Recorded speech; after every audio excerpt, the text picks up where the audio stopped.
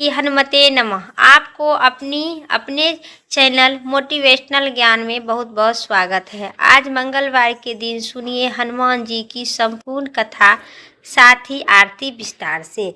बोलिए हनुमान जी महाराज की जय। किसी नगर में एक वृद्धा रहा करती थी। वह मंगल देव को अपना इष्ट देवता मानकर सदैव मंगलवार का व्रत किया करती थी और मंगल देव की पूजा अर्चना करते थे। उनका एक ही पुत्र था जो मंगलवार का ही उत्पन्न हुआ था। इसी कारण उनका मंगलिया नाम से बोला करती थी। मंगलवार के दिन न तो घर लिपती थी और न पृथ्वी को खोदती थी। एक दिन मंगल देवता उस वृद्धा को श्रद्धा की परीक्षा लेने के लिए उनके घर साधु रूप धारण कर आए और द्वार पर अब खड़ा होकर आवाज लगाने लगे, कोई है इस घर में? वृद्धा ने कहा, महाराज क्या आज्ञा है? साधु रूपी मंगलदेव ने कहने लगे कि मैं बहुत दूर से आई हूँ और बहुत मेरा भूखी हूँ, भोजन बनाना है, इसलिए तुम थोड़ी सी पृथ्वी लीप दो तो तुम्हारा पुण्य होगा। यह सुनकर वृद्धा ने कहे, महाराज आज तो मंगलवार का व्रत की हूँ, इसलिए मैं चौका नहीं लगा सकती हूँ। कहिए जल छिड़क कर जल को छिड़काव कर देती हूँ, उस पर आप भोजन बना लेना। साधु रूपी मंगलदेव ने कहे कि गोबर से लिपो, चौका पर खाना बनाऊंगा। वृद्धा ने कहे, पृथ्वी लिपने के सिवाय और कोई सेवा कहे तो सब कुछ करने के लिए तैयार हूँ।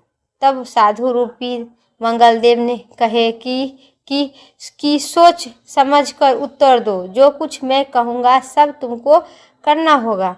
वृद्धा कहने लगी, महाराज पृथ्वी लिपने के अलावा जो भी आज्ञा कहे आपका आज्ञा का पालन अवश्य करूँगी। तब वृद्धा ने ऐसा वचन 3 बार बोली। तब साधु कहने लगा कि तुम अपने लड़के को बुलाकर आधा धर लिटा दो, उनकी पीठ पर मैं भोजन पकाऊंगी। साधु की बात सुनकर वृद्धा चुप हो गई। तब साधु ने कहे, बुला के लाओ लड़के को, सोच समझ विचार क्या कर रही है। तब वृद्धा ने मंगलिया मंगलिया कहकर पुकारने लगी। थोड़ी देर बाद लड़का आ गया। वृद्धा ने कहा, जा बेटे तुमको बाबा जी बुलाते हैं। लड़के ने बाबा जी के जाकर कहने लगा, क्या आज्ञा है महाराज? बाबा जी ने कहे कि आओ अपनी माता को बुलाओ। तब माता ने आकर खड़ा हो गए। कहिए महाराज आपका क्या आज्ञा है? जो आज्ञा है आपका आज्ञा का मैं अवश्य ही पालन करूँगी। तब मंगलदेव ने उस वृद्धा को श्रद्धा, विश्वास और भक्ति के स्मरण करने के लिए और श्रद्धा के परीक्षा लेने के लिए आए थे मंगलदेव। तो फिर वृद्धा से कहे, तुम अपना बेटा को आधा धर लेटा दो, उसी पर मैं भोजन बनाकर अपना भूख मिटाऊंगी। तब माता कहे, साधु के कहे अनुसार उनकी लेटा दी और उस स्मरण करते हुए लड़के को आधा धर लेटा दी, उनकी पीठ पर आग जला दी। कहने लगी कि महाराज अब तो कुछ आपको करना है, कीजिए, मैं अपने बाहर जाकर काम करती हूँ। साधु के लड़के के पीठ पर रखकर आग जलाकर स्वयं भोजन बना लिए। तब भोजन बना चुका था। साधु ने वृद्धा से कहे कि अब अपने लड़के को बुलाओ, फिर आकर भोजन पाकर जाएगी। वृद्धा कहने लगे, सोचकर आश्चर्यचकित हो गई। उनकी पीठ पर आप कैसे आग लगाई? उसको प्रसाद के लिए बुलाते हैं क्यों? यह क्या संभव है? अब भी आप को जीवित समझते हैं। आप कृपा करके उनका स्मरण करें। मुझे कहिए, अब आपको भोग लगाकर जहाँ जाना है जाइए। साधु के अत्यधिक आग्रह करने पर वृद्धा ने मंगलिया मंगलिया कहकर आवाज लगा दिया कि उसी ओर से उसका बेटा दौड़ते हुए आ गया। साधु ने लड़के को प्रसाद दिया और कहा कि माई तेरा व्रत सफल हो गया है। तेरा हृदय में दया और अपने इष्ट देव में अटल श्रद्धा है, इसके कारण तुमको मैं कभी कोई कष्ट नहीं पहुंचाऊंगी। बोलिए मंगलदेव हनुमान जी महाराज की जय। अब सुनिए मंगलवार की पौराणिक कथा विस्तार से, साथ ही आरती से। एक बार नैमिषारण्य तीर्थ में 88,000 ऋषि मुनि एक तित्र होकर सूत जी से पूछने लगे, हे महामुनि, आपने हमें अनेक पुराणों की कथा सुनाए हैं, अब कृपा करके हमें ऐसा व्रत और उनकी कथा बताइए जिसके करने से संतान की प्राप्ति हो, साथ ही मनुष्य को रोग शोक अग्नि श्राप दुख इत्यादि का भय दूर हो जाए। कलयुग में सभी जीवों का आयु बहुत कम है। इस पर यदि उन्हें सोच चिंता न के कष्ट लगे रहेगा तो फिर वह हरि विष्णु के चरण में अपना ध्यान कैसे लगा सकते हैं। सूत जी कहे, हे मुनि श्रेष्ठ, आपने लोक कल्याण के लिए बहुत ही उत्तम बात पूछे हैं। एक बार युधिष्ठिर ने भगवान श्री कृष्ण से लोक कल्याण के लिए यही प्रश्न किए थे। भगवान श्री कृष्ण और युधिष्ठिर के का संवाद में आपको सामने कहता हूँ, ध्यान देकर सुने। एक समय हस्तिनापुर में राज्यसभा में योगी राज श्री कृष्ण जी बैठे हुए थे। तब युधिष्ठिर ने भगवान श्री कृष्ण से प्रश्न किए, हे प्रभु, हे नंदन गोविंद, आपने मुझे अनेक कथा सुनाए हैं, आज कृपा करके कोई ऐसा व्रत या कथा सुनाइए जिसके करने से मनुष्य रोग चिंता तथा भय से मुक्त हो जाए, उसे पुत्र की प्राप्ति हो। हे प्रभु, बिना पुत्र के मनुष्य का जीवन व्यर्थ है, यह नरगामी होती है। पुत्र के बिना मनुष्य तृप्त कभी नहीं, तृप्त से छुटकारा नहीं पा सकता है। यह आप ही पुनः नरक के उद्धार के पा सकते हैं। अतः पुत्रदायक व्रत कोई कृपा करके हमें बताइए।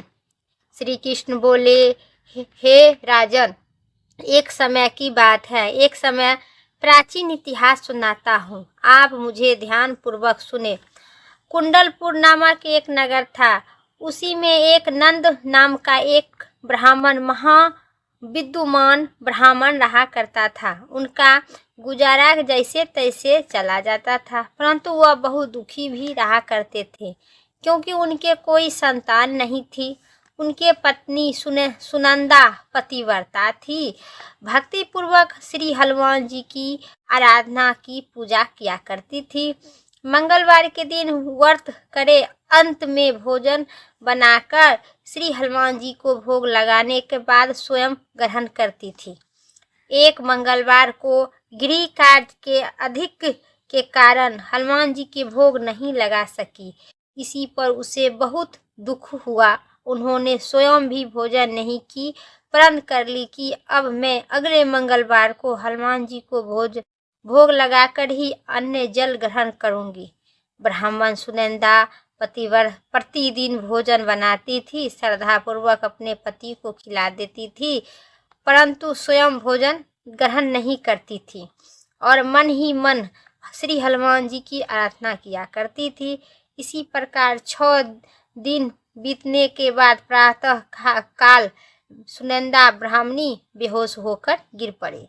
सुनंदा की इस असीम भक्ति से श्री हनुमान जी बहुत प्रसन्न हुए और उनके सन्मुख प्रकट होकर बोले, हे सुनंदा, मैं तेरी भक्ति से मैं बहुत प्रसन्न हूँ, तू उठो और वर मांग। सुनंदा अपने आराध्य देव श्री हनुमान जी को अपने समक्ष देख पाकर आनंद से विहुक हो गई और चरणों में गिर पड़ी और कहे, हे प्रभु, मेरे कोई संतान नहीं है, कृपा करे मुझे कोई संतान उत्पन्न करे। श्री हनुमान जी कहे, तेरी इच्छा पूर्ण हो जाएगी, तेरे यह एक कन्या उत्पन्न होगी, उनके अष्टगंध की प्रतिदिन सोना द्रव्य होगे। इसी प्रकार वर देकर श्री हनुमान जी अंतर ध्यान हो गए। ब्राह्मणी सुनंदा बहुत हर्षित हुई और उन्होंने यह समाचार अपने पति से जाकर कहे। ब्राह्मण देव कन्या का वरदान सुनकर बहुत दुखी हुए, परंतु सोना मिलने की बात सुनकर बहुत प्रसन्नता हुई। विचार की कि ऐसा कन्या के साथ मेरी तो सभी निर्धनता समाप्त हो जाएगी। श्री हनुमान जी की कृपा से वो अपनी गर्भवती हुई और 10वें महीने में उनके एक अति सुंदर कन्या का जन्म दी। यह कन्या अपने पिता के घर ठीक उसी तरह बढ़ती जिस प्रकार शुक्ल पक्ष की चंद्रमा बढ़ता है।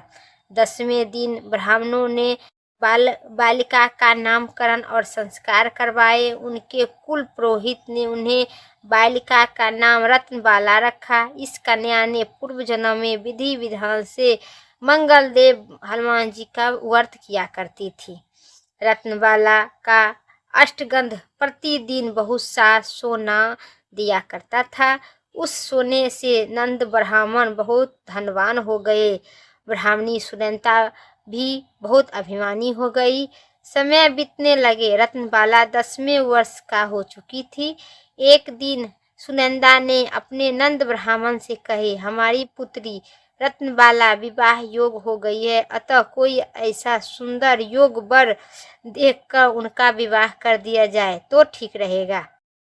यह सुनकर नंद ब्राह्मण बोला, अभी तो रत्नबाला बहुत छोटी है। तब ब्राह्मणी ने कहे, शास्त्र की आज्ञा है कि कन्या 8वें वर्ष में गौरी, 9वें वर्ष में रोहिणी और 10वें वर्ष में कन्या के इस पश्चात रत्नबाला हो जाती है। गौरी के दान करने से पाताल लोक, रोहिणी के दान करने से वैकुंठ लोक और कन्या के दान करने से इंद्रलोक में सुख की प्राप्ति होती है। हे पतिदेव, अगर रत्नबाला का दान किया जाता है तो घोर नरक की प्राप्ति होगी। इस पर नंद ब्राह्मण ने कहे, तो अभी रत्नबाला 10 वर्ष की ही है। मैं तो 16 वर्ष साल की कन्या का विवाह करवाया हूँ, अभी जल्दी क्या है। ब्राह्मणी सुनंदा ने कहे, आपको लोभ अधिक हो गया है। अगर 11वें वर्ष में कन्या का विवाह नहीं होता है तो उनके मानसिक धर्म से रक्त का पिता और बड़े भाई का पान करना पड़ता है। शास्त्र में कहा गया है कि यदि माता पिता और बड़ा भाई रत्नबाला कन्या को देखते हैं तो वे नरक के गमी होते हैं। नंद ब्राह्मण से कहे, ठीक है, मैं कल योग वर की तलाश कर अपना दूत भेजूंगा। दूसरे दिन ब्राह्मण ने दूत को बुलाए और कहे, मेरी कन्या जैसी सुंदर वैसे ही वर उनके लिए तलाश करो। दूत स्वामी की आज्ञा पाकर खोजने के लिए चल चुके थे। अनेक नगर घूमने के बाद उन्होंने परपिद नगर में एक सुंदर ब्राह्मण युवक देखे। वह बालक, जिनका नाम सोमेंद्र था, बहुत गुणवान थे। दूत ने इसी सुंदर गुणवान ब्राह्मण पुत्र के बारे में अपने स्वामी को पुनः विस्तार पूर्वक कहे। ब्राह्मण नंद को भी सोमेंद्र अच्छा लगने लगा। फिर एक शुभ मुहूर्त में विधि पूर्वक सोमेंद्र को कन्या के दान कर ब्राह्मण ब्राह्मणी संतुष्ट हो गए। परंतु ब्राह्मण नंद ने अपने तो लोभ समाया हुआ था। उन्होंने रत्नबाला का दान करने तो कर दिया था, परंतु वह बहुत घिन था। उनके विचार किया कि रत्नबाला जब ससुराल चली जाएगी तो उससे जो सोना मुझे मिलता है वह तो आगे नहीं मिलेगा। मेरे पास जो धन था सो तो इसके विवाह में मैं खर्च कर दिया हूँ और जो शेष बचा है वह भी कुछ दिन पश्चात समाप्त हो जाएगी। मैं इनका विवाह करके बड़ी ही भूल कर रही हूँ। उनके विचार किए कि वह भी कुछ दिन, अब क्या होगा, अब कोई ऐसा उपाय करूँ जो रत्नबाला मेरे घर में ही बनी रहे। लोभ रूपी राक्षस ब्राह्मण नंद के मस्तक पर छा जा रहा था। रात भर सैया पर बेचैनी से करवट लेते उन्होंने एक चाकू निर्माण किए। उसने विचार किया कि रत्नबाला का पति सोमेंद्र उसे अपने घर आपस जाने लगेगा तो उसे मार्ग में ही उनका वध करवा दूंगा और अपनी पुत्री को अपने घर आपस ले आऊंगा, जिससे नियमित रूप से उसे सोना भी मिलता रहेगा और समाज में कोई मनुष्य उसे दोष भी नहीं दे सकता है। प्रातः काल हुआ। नंद ब्राह्मण और उनकी पत्नी सुनंदा ने अपने जमाता तथा पुत्री को बहुत सारा सामान देकर, धन दौलत देकर विदा किए। सोमेंद्र अपनी पत्नी रत्नबाला को लेकर अपने नगर की तरफ चल दिए। ब्राह्मण नंद महालोभ के भयभूत से पाप पुण्य का विचार भूल चुका था। अपने भयंकर चाकू का निर्माण किया और कार्य रूपी देने के लिए अपने दूत को मार्ग में अपने जमाता का वध करने के लिए पहले से ही भेज दिया था। स्वामी की आज्ञा पाते हुए सोमेंद्र का वध कर दिया। इसके पश्चात उन्होंने यह समाचार ब्राह्मण तक पहुंचा दिया। अपने जमाता के वध का समाचार प्राप्त कर नंद ब्राह्मण उस स्थान पर पहुंचा और रुदन करते रहे। अपनी पुत्री से बोली, पुत्री, मार्ग में लुटेरे ने तेरे पति का वध कर दिया है। भगवान की इच्छा के आगे किसी को कोई वश नहीं चलता है। अब तू घर चल, वह रहकर शेष जीवन व्यतीत करना। जो भाग में लिखा था वही होता है। अपने पति की अकाल मृत्यु से रत्नबाला बहुत दुखी हुई, रुदन कर रही थी और रुदन करती हुई वह अपने पिता से बोली, हे पिताजी, इस संसार में मैं जिस स्त्री का पति नहीं है उनका जीवन व्यर्थ है। अपने पति के साथ ही अपने शरीर को जला दूंगी और सती होकर अपने माता पिता और अपने सास ससुर की को साम रहूंगी। ब्राह्मण नंद अपने पुत्री के यह वचन सुनकर अब अकबक हो गया। यह विचार करने लगा कि व्यर्थ ही मैं जमाता का वध कराकर उसका पाप अपने सिर पर ले लिया हूँ। अब तो रत्नबाला अपने पति के साथ अपने प्राण त्याग देने का तैयार हो गई है। मेरा तो दोनों तरफ से मरण हो गया। धन तो अब मिलेगा नहीं। जमाता की वध के पाप फलस्वरूप यम में भुगतना पड़ेगा। यह सोचकर बहुत दुखी हुआ नंद ब्राह्मण। सोमेंद्र की चिता रचाई गई। रत्नबाला सती होने की इच्छा से पति का सिर अपनी गोद में रखकर चिता पर बैठ गई। रत्नबाला, मैं तेरी प्रति भक्ति में बहुत प्रसन्न हूँ, तू वर मांग। और रत्नबाला फिर उसी चिता पर बैठ गए। वैसे ही प्रसन्न हुए। मंगलदेव प्रकट हो गए और बोले, हे रत्नबाला, मैं तेरी पति भक्ति में बहुत प्रसन्न हूँ, तू वर मांग। रत्नबाला अपने पति की जीवन दान मांगे और मंगलदेव बोले, हे रत्नबाला, तेरे पति अजर अमर है। यह बड़ा विधान का विधान भी है। इसके अतिरिक्त तेरी जो की इच्छा है वह भी वर मांग। रत्नबाला ने कहे, आहे ग्रहो की स्वामी, यदि आप मुझ पर प्रसन्न है तो मुझे वरदान दीजिए कि जो भी मनुष्य मंगलवार के दिन प्रातः काल लाल पुष्प लाल चंदन से पूजा करे, आपका स्मरण करे, उनके रोग दुखी व्यंजनों से कभी विरोग न हो पाए और श्राप अग्नि तथा शत्रुओं को भय न डरे। जो स्त्री एवं पुरुष मंगलवार का व्रत करे वह कभी विधवा न होए। मंगलदेव तथास्तु कहे, ऐसा ही होगा। यह कहकर अंतर्ध्यान हो गए। मंगलदेव की कृपा से सोमेंद्र जीवित होकर उठ गए। रत्नबाला अपने पति की पुनः प्राप्त कर बहुत प्रसन्न हुई। सोमेश्वर अपनी पत्नी को लेकर अपने नगर चला गया। इसके बाद दोनों पति पत्नी मंगलदेव का व्रत प्रत्येक मंगलवार को करने लगे और मंगलदेव की कृपा से लोग और सुख ऐश्वर्य भोग कर अंत में स्वर्गलोक चले गए। इस कथा को जो पढ़ते हैं एवं सुनते हैं उनके भगवान हनुमान जी और मंगलदेव सभी प्रकार के सुख समृद्धि यश बल और कीर्ति की प्राप्ति देंगे। बोलिए भगवान मंगलदेव की जय। भगवान श्री बजरंगबली महाराज की जय। अब सुनिए हनुमान जी की आरती विस्तार से।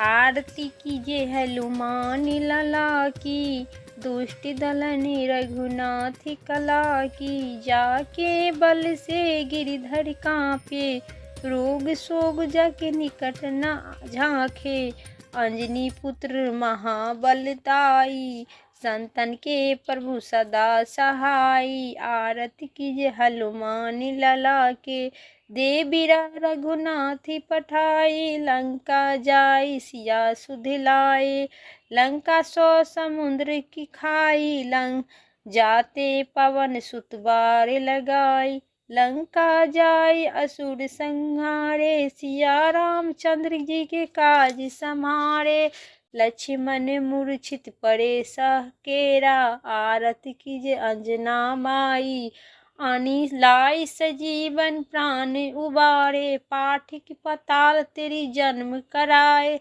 अहिरा बन के भुजा उखाड़े, बाएं भुजा असुर दल मारे, दाएं भुजा संतन जन तारे, सुर नर मुनि जन आरती उतारे, जय जय जय हनुमान उचारे, कंचन थाल अगर कपूर लाई, आरती करती अंजना माई, जो हनुमान जी की आरती गावे, बस बैकुंठ पदम पद पावे, लंका विध्वंस किन्ह रघुराई, तुलसीदास प्रभु कीर्ति लगाई, आरती कीजे हनुमान लला के, दुष्ट दलन रघुनाथ कला के।